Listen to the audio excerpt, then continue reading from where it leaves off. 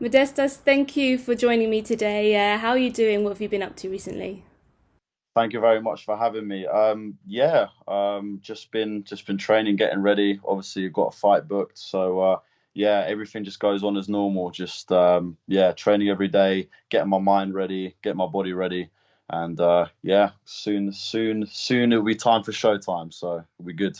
Definitely. And you signed to the UFC back in January. How excited are you to finally have that fight booked now for your UFC debut?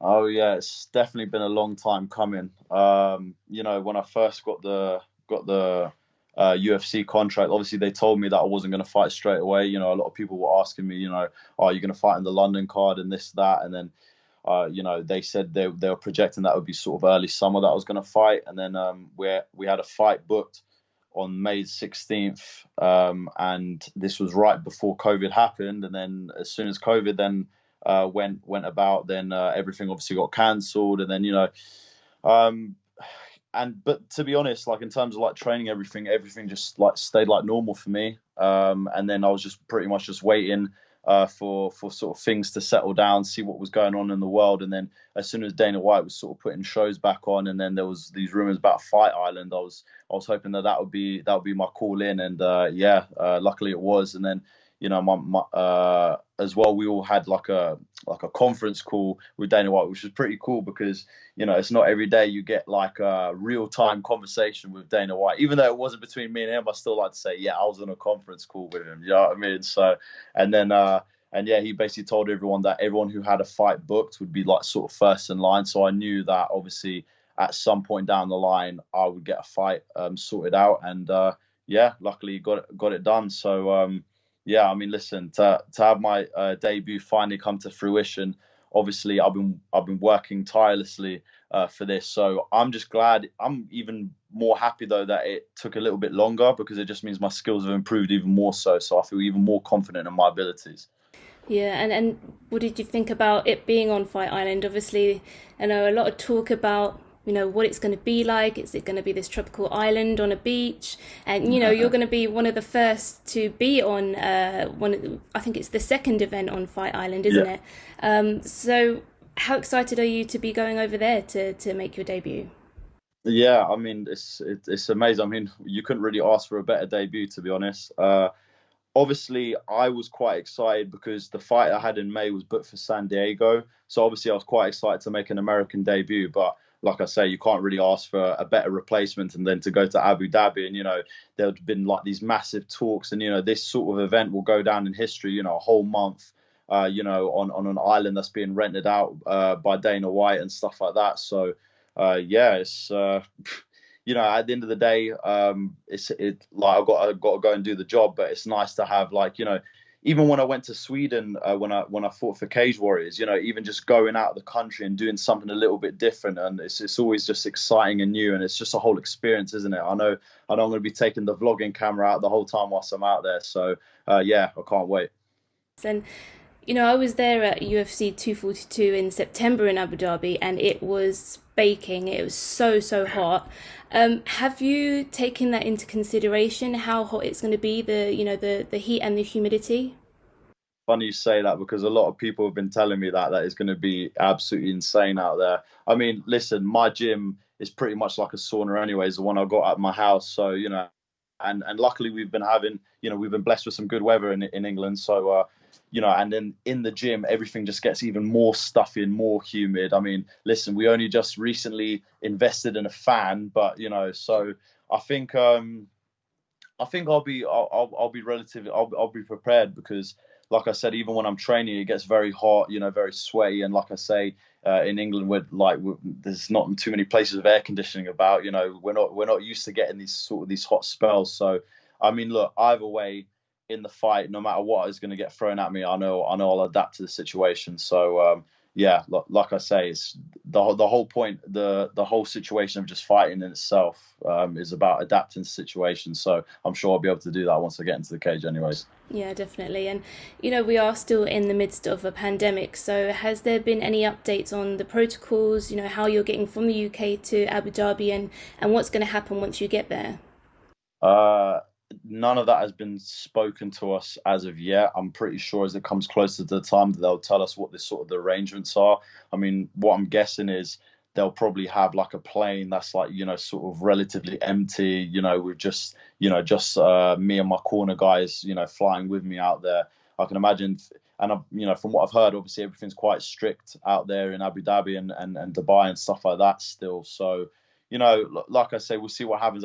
The funny thing is everything gets told sort of much closer to the time. It's even getting medicals done and stuff like that is getting done like much later on and stuff like that. But yeah, it's just all part of the process, isn't it, really? But yeah, as and when it happens, we'll handle it as it goes. So you're taking on Vinicius Moreira, who is a Brazilian guy. He's coming off of 3 losses at the moment. Did you know much about him when his name was put forward to you? Do you know what? I actually did not. I mean, I remember seeing one fight because another guy from the same management as me, he actually fought him and beat him, and then obviously the name popped up that was the guy that they wanted me to fight and stuff like that, and then obviously I had a look at him. I mean, look, he's a very good Brazilian jiu-jitsu guy. Very good on the ground. His game's to get people to the floor and suffocate them on the floor, but from what's been shown in his fights, his stand-up doesn't seem to be parallel to his ground game at all. And that's going to be a problem against a guy like me because my stand-up is on another level in comparison to his. He's going to be very dangerous. Listen, he's going to be very hungry and stuff like that. And, I give all respect to him. But at the same day, I think I'm on a whole nother level compared to him. Like not many people have really seen what I can do in the grappling areas too much because I've generally just been defending and stopping other grapplers' attacks and which will probably be mainly the same here. But yeah, I feel like the same that he suffocates people on the floor, I'm going to suffocate him from stand up, and then when his plan doesn't work, that he can't take me down and he can't do anything. That's where he's going to struggle, and that's where I'm going to finish him. Nice. And has submission defense played a big role in this camp? What kind of areas have you been working on the most? To be honest, it's just a mix of everything. I mean, one thing that I guess is different about me in comparison to some other fighters is that fighters train for a specific fight or they're in fight camp and then they take little breaks in here in between and stuff like that. And for me, I like to really value myself as a sort of a mix, like a proper martial artist where, especially being brought up doing it, you just want to get better. I just want to keep improving. So I'm always trying to improve little things. Even when, the pandemic came about and I wasn't able to go to my normal training sessions, I'll still do I'll do other things. Obviously having a home gym does help, but I'll drill different things. I'll get my dad to come out to the gym, do some things and go over the moves that, I didn't get to do before. So, and then obviously as everything's sort of quieting down and we're able to train again and stuff like that, and training partners can come to my house and stuff like that, then yeah, it's been basically the same game plan for the last couple of fights, just with a bit more of I guess you could say a bit more of a ground defensive sort of attitude as well. But listen, this is the same guys that I've got to stop the takedown, I've got to get to my feet, and now those things I've become very strong at because I've had to prepare for opponents like that they're going to want to take me down, they're going to hold me down and stuff like that. Now it's become my forte to get back up to my feet and to negate those areas that my opponents are strong. And so it just so happens that my opponent has a similar mindset as well. So obviously I've been working on that whole thing for like the last year, so I've just been even perfecting it even more and making it even stronger. And yeah, I mean, listen, I'm always training to improve myself anyways, and then as it gets a little bit closer to the fight, we tone into what that other guy might be doing. But at the end of the day, it's all about becoming a better overall mixed martial artist, and I definitely feel I'm much better than I was before the pandemic even happened. Nice. And because it is your UFC debut, have you made any changes because of that in terms of your preparation for the fight? Nah, everything's literally everything stayed the same. I've got an amazing group of people helping me. I've got great training partners, got great coaches. I mean, listen, you got my dad, you got Danny Batten, you got Denison Sutherland, you got all the guys at BST, I've got all the guys at Mill Hill as well, Ed Ingermel's, Hodger Gracie's, Legion. I even I've just had another training partner from the wrestling place that I go to, and he's a little bit bigger than me, about 106 kilo, and we're going at it in training and stuff like that. So everything, I've got very good training partners, people that really want to help me. That's another thing that I think is different, to a lot of camps where, like especially all the super camps, it's almost like, yeah, they've got their guys, and then they've got other guys coming in, and it's just like they've got so many different things to worry about, and then they can't have that specific focus on certain people. So for me, the fact that everyone is focusing and taking their time out just to help me prepare, I'm so appreciative and grateful. And I've got very high level and high skilled guys to train with, so I couldn't really ask for anything better.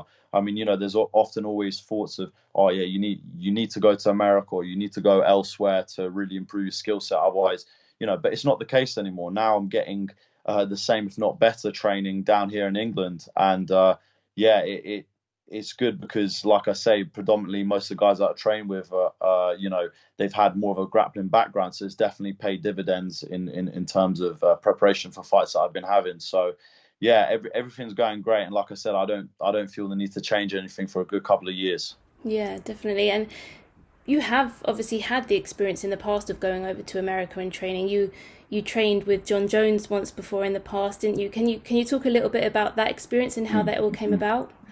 Yeah, so when I turned pro, when I was 21, I won one fight, and then after that, I was already thinking of it like, maybe I need to go to a camp and like, just see and train and get some more different sort of skills. And then Jackson's had only just opened up their massive facility. This is when it was like literally, barely had paint on the walls, and they didn't have like all their stuff like done up properly and decorated and whatnot. And so when it first just opened up, I remember there wasn't that many big guys. So I went there after my first pro fight, when I won. And then, yeah, we sort of, Arlovsky was there. And then I remember I was training quite a lot with him and helping him prepare and, preparing for my fight as well. And then, he actually paid for me to stay another week, said, oh yeah, you've been helping me out a lot. Would you be able to stay another week to even train a bit more, which was great. And then, yeah, pretty much after that, then I had 3 wins in a row, and that finished out the year. And then at the beginning of the year, we thought, okay, well, why don't we come back now? And because obviously at the time I'd heard that Jon Jones was coming out there to train as well. So, I mean, you can't really ask for any better person to sort of train with and stuff. So, and obviously I think, word had probably gone round like, oh yeah, like, I've got good stand up and this and that. And so, the first day I think I walked into the room as training room, Jon Jones was standing there, and, he comes up and he like, he sort of, he introduced himself, I introduced myself, but, he like walked up to me, how you doing, this, that. So he's a very respectful, very nice guy, very genuine, always wants to help out. And then, yeah, we started training a little bit, just the techniques, and then we started sparring. And obviously there's a lot of respect. I mean, listen, this is like my idol. Do you know what I mean? The guy that you've been looking up to the whole, your whole career, alongside my dad and everything. This is the guy that in MMA terms of like in the present, like that's the guy I've been looking up to. So I was very starstruck when I first met him, and you almost, it's almost like like you can't really get your words out and stuff like that. It's like you feel like a giddy girl or something like that. It's like, feeling like you're a masculine cage fighter. Next thing you know, you can't even get your words out with, with a superstar standing in front of you. So, but then, yeah, like, like I said, because of the respect I had for him and we had for each other sort of thing, we never like tried to kill each other or anything like that. But we did, we trained hard, we grappled hard, we sparred hard. But then I realized that I was becoming the main sparring partner with him, and we literally would spar most days, like 5 rounds, 3 rounds. And, it became apparent that, he saw quite a lot in me, which was a very big thing, especially for my development, because, when you see the greatest fighter of all time, looking to you for help and wanting to train with you and seeing a lot of good in you and telling you good things, it just gives you a lot of motivation and inspiration to think, maybe I can go there someday and fight with the best fighters in the world if I'm doing it now. And at that point I was 20, I just turned 22. So, where my skill set is nowhere near what it is now. So, You know, it was an amazing experience. You know, I feel bad in a way because, you know, like he gets quite a bit of stick from the media and stuff like that. But in reality, like if you meet him in person, he's like a genuine, lovely character. Like, you know, he's always bubbly, jumping around, you know, and like I said, he's always looking to get help for his fights. He's trying to help me and stuff like that, which was absolutely amazing. So, you know, it's good that I made that sort of bond. And then before my world title fight for Cage Warriors, I heard that Jon Jones was going to be at the Body Power Expo. So, you know, I took a little visit up there, and that gave me even more inspiration, because I took actually, do you know what? I actually find it for you. So I've got it's literally standing because it was quite a meaningful thing for me. I had it. My mum had it framed and everything. So I don't know if you can like see that, but there's numbers there. I can't show that. But basically, it's got like photos, and then it showed like my prediction and stuff like that. And he signed it, and yeah. So and then yeah, it was weird because when I went to the expo, like you'd think, oh, that was like 4 years. Well, that was 3 years ago. Yeah, that was 3 years ago. So you think, oh yeah, he probably doesn't even really remember me or anything like that. And then it was quite cool because, you know, like all the crowd, they're just thinking, oh yeah, we're just regular people going to say what's up to Jon Jones. And the next thing you know, I come up to say hi, and he knew exactly who I was. So it was like, it's quite a crazy thing. It's quite cool. You know, the guy that you look up to, you know, he still remembers you, is asking how you are and this and that. And it was crazy because that gave me like I said, a burst of inspiration to go in there and do my thing when I'm fighting. So yeah, it's like I said, he's a great guy, and you know, he comments every now and then on my photos and stuff like that. And even when I just said that I got signed by the UFC, he said, you know, he gave a comment and goes, you know, welcome to the jungle. So it was great. It's nice that, you know, I had that bond, but what that really showed me is that I'm meant to be fighting at the highest level. You know, at that time we didn't know when it was going to be, but I knew, listen, I'm meant to be fighting at, you know, with the best guys in the world. If I'm doing this and, you know, competing and holding my own against guys right now, I know someday that is going to be me. So yeah, lo and behold, it's happening. So yeah, I'm really grateful for the whole journey that I've been given. Oh, it's an amazing story, and but the thing is, obviously, you're entering his division now, the light heavyweight division. Do you view that experience any differently now that you're going to be? I suppose you must view yourself as a potential future opponent somewhere Oh down the yeah, line. 100%. And I think, like I say, it would make for quite a crazy story. It's like, you know, we've had our times in the training room and stuff like that. You know, that time that we were able to train with each other, and you know, now let's go see what happens in real life. You know, at the end of the day, you know, it's always an absolute pleasure, and like it's a crazy thing. You know, that they say when your idols become rivals, sort of thing. But it's like, you know, for me as a competitor, I want to fight the best in the world. I really want to test myself. I want to, you know, really, really compete at the highest level. And, you know, you always want to be that guy who wants to be at the top. And, you know, like no one's been able to dethrone the champ for, you know, however so many years.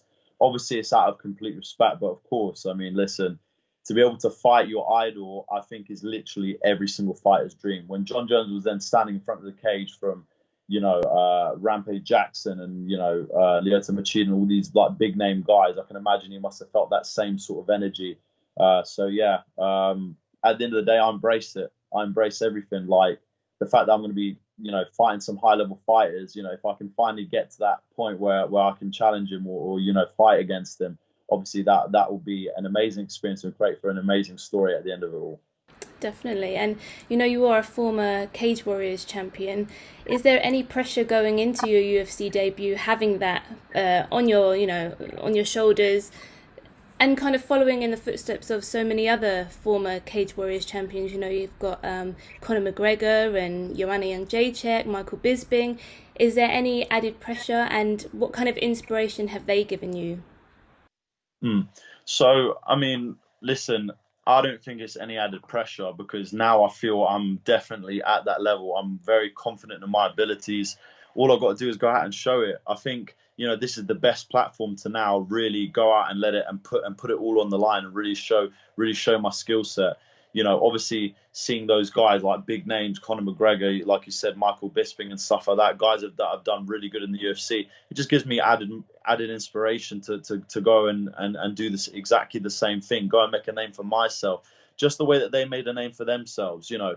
Like they won a very prestigious title, they beat some very good guys and then they went to the UFC and done exactly the same thing. And that's the thing, Cage Warriors gets you prepared to go and fight against the top guys in the world. I fought some very very tough opponents, and overcame the odds most of the time to beat them. So I know I'm 100% ready for this level. This is literally, even when I got the call for the UFC, I'm like, I knew this was going to happen. This was the next natural progression. It didn't come like, obviously it was quite like amazing and you know, it was like a crazy experience when you get that call, but at the same time it wasn't so much of a shock that the call happened, because I knew it was going to happen someday. So I think you're already mentally prepared that you are going to go and fight in the highest level. But yeah, to be now, you know, put down in the history books along with those names, yeah, it's like I say, and that as long as I go out there and just, you know, show out my full potential and, like, you know, all my skill set, I know I'm going to go out there and win. And like I said, I find that an enjoyable thing. I find that an exciting thing. And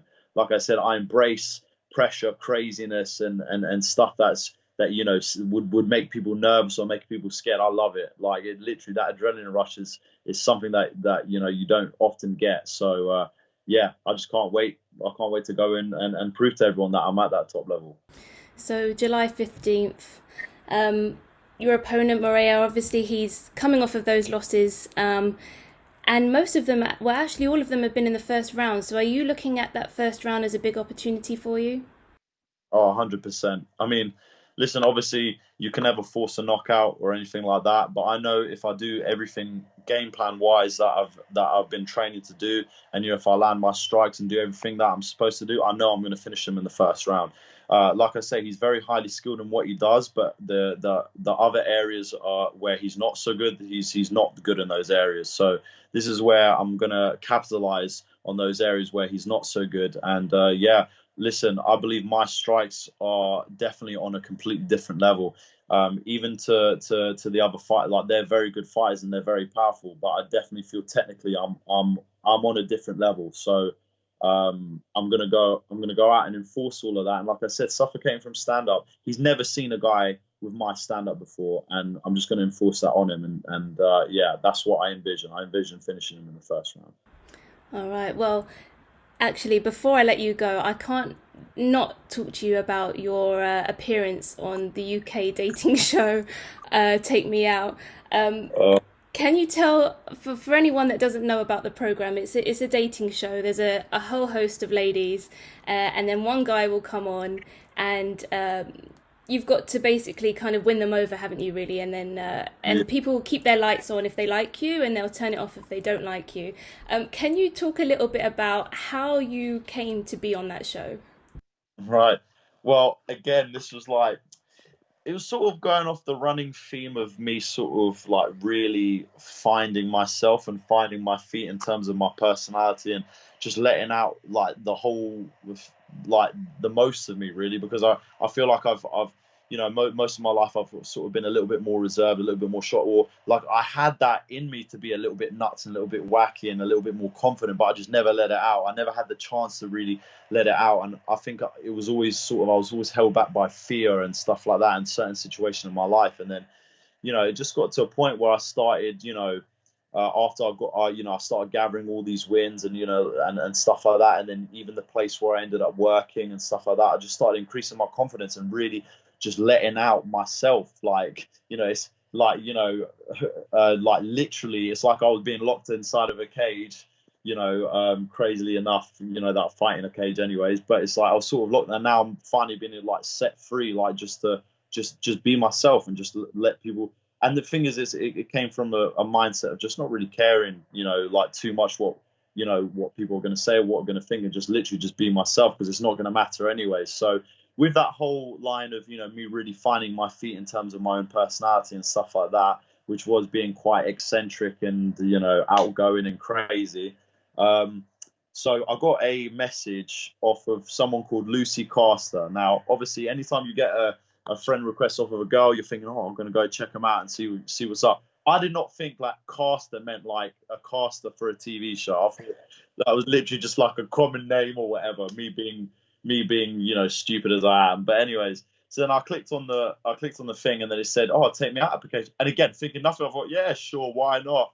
Take me out application. I'll go and fill that out. It took me about 15 minutes to sort of fill it out and write everything. And me being me, I sort of had a lot of horrendous over exaggerating on my answers and stuff like that, trying to be a funny lad and all that. And the next thing you know, I get a call from an unknown number, like literally 5 minutes later. And, I was like, well, I don't want to pick up a, unknown number. I usually just let those ones go, or I hang up or whatever. And then because I didn't pick up, next thing you know, again, about 2 minutes later on Messenger from Lucy Caster, it said, this is Lucy from Take Me Out. We just had a look at your application and we'd love to have a phone interview with you. And I was like, all right. And then, we ended up having a phone interview for like an hour and a bit. And then they invited me to come for an audition. And then we went to the audition room, and it was like literally, I bet they were having a massive crack out of this one. Like literally, like imagine all these guys that are coming in, and they had like 4 or 5, like 5 of the producers or whatever. You're in front of a camera, and then you're answering like a load of questions and whatnot. And then afterwards, they put up pictures of girls on the wall. And then they basically said, all right, we're going to act out the whole thing. And you just got to, really go with it, really put out all your energy, because you're going to make it look like it's like the real thing. And I'm like, so what? You want me to really shake my ass in front of all these bloody pictures out here? And like everyone's like laughing their butts off out here, like looking at me. And then, they tell you to get your music and everything. And, so I passed the audition. And then they said, listen, if you get shortlisted for the show, then they'll call you. And then they had like a film crew come to my house for a whole day, like recording with my dad and me. And then, next thing you know, it got very, very real, very quick. And then we ended up at the studios, and then it literally, all of it was over in like 4 days. Like we went to the hotel beforehand, the day before. Then the next day is already the show day. I think the worst thing was that I was the last guy to go on the show. So you with the other three lads, like, we're all like mates and this and that. We're all trying to get ourselves like prepared and stuff like that. And, like the whole day we only did one run through audition. One run through of the whole show, basically, just to sort of get ourselves in the zone of what we're about to do. We only did it once, and then I had to choreograph my whole like little act that I had done. So they're, so what are you thinking of doing? I'm like, I don't know, I can throw a couple of spinning kicks here and there, see how it goes. They didn't really have anything planned for me or whatever. And then I got Paddy to sort of run through with it with me. But then that's it. You had one practice, and that was it. That's all you had. You had to then afterwards go on the show and just perform. So then, when we got we got all our makeup done and all that. Obviously, that was something a little bit different. I've never had someone, do all this powder stuff on me or anything like that before. But anyways, that's probably why it ended up looking so good on TV. But anyways, and then the worst thing was, obviously, because like we're all like getting ourselves pumped up and everything. Like, so all the 3 other guys up there's all the producers, and you're like, oh yeah, come on, you can do it, this, that. So all the other 3 lads are gone, and I'm the only geezer left in the room. So if you can imagine, it's just like literally like a room the size of my room now, and like I'm just sitting there thinking, all right, so let's go, Mo. Team Mo, let's do this. And it's just like there's like no one there, and I'm trying to pump myself up. I'm literally like shadow boxing, like pretend like I'm going into a fight, and I'm just going onto a show. Do you know what I mean? And then afterwards, I go, like I say it to this day, it was more nerve-wracking walking down, getting ready to go up that love lift than it was going out for a fight. Like, no joke. So, and then when you got into that tunnel bit, and you're literally just like in this like little circle cylinder thing, and then you've got the producers behind you. Oh, don't worry, you'll be fine. It'll be 5 minutes, and then we're gonna put you down. I'm like, oh my Lord. And I was like, literally, I was shaking at that point. I was so nervous. And then, then he goes, single man reveal yourself. I'm like, oh crap, it's happening now. And then you just see it slowly coming down. I'm just like, I better get in the mood now. Otherwise I ain't going to pull this off. And then, next thing you know, once you're out there, you're absolutely fine. But I think it's just the scary part of just getting out there. I think being in that whole environment, like I said, it just makes you just want to just do like whatever you do. I don't know, like it makes you just put out more of yourself. because at the end of the day, it's all for entertainment, isn't it? So you probably act a bit more wacky than usual. But it was an amazing experience. You know, literally next day you go to Fernandez if you've got a date, and then you spend one night there and you're back the next morning. So literally 4 days and it was done. And then yeah, it took and that was done in November of 2018, and then it didn't get aired till November 2019. But it was good for me because I had a fight. Literally, it couldn't have went out at the more perfect time. So then, obviously, Cage Warriors like properly used that like for promotion.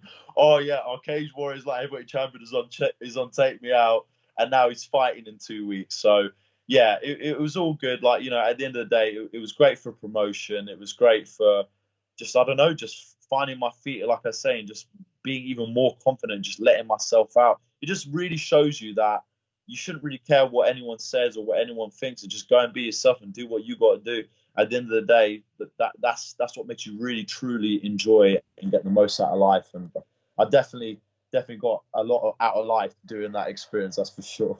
Definitely. Well, thank you so much for sharing all of your experiences with me today. No And best of worries. luck for your fight coming up July 15th. Thank you so much.